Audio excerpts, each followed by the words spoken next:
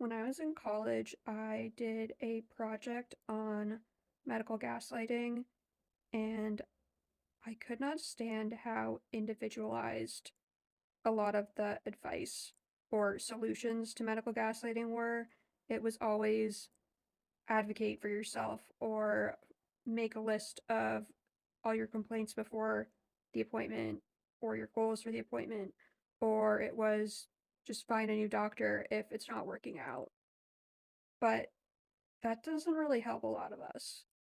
Like, a lot of us have conditions that very few doctors have looked into or learned anything about, and it's extremely difficult, a lot more difficult than it should be, to find a doctor who is knowledgeable about our conditions.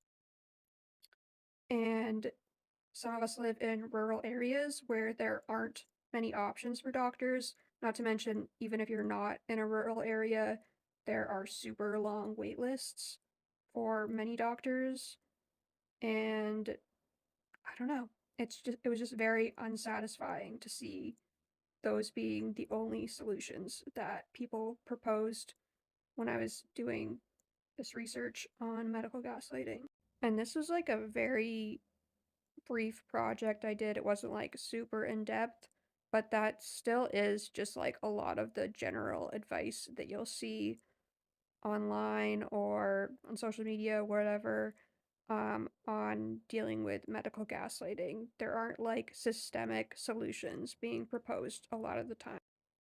And of course, there are so many forms of bigotry that influence how doctors treat their patients, racism, misogyny, classism, um, homophobia and transphobia, the list goes on, fat phobia, and there's not a whole lot of advice on how to deal with those things either.